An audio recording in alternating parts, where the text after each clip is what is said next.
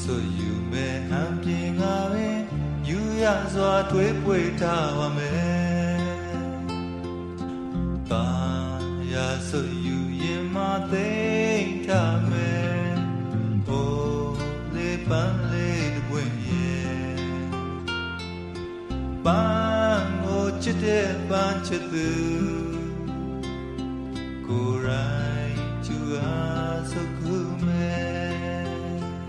ပန်းချစ်သူတို့လည်းနဲ့ကွယ်ခုစဖို့ဆိုရွံ့လို့နေတယ်ဆိုယူမဲ့အံပြင်ငါပဲ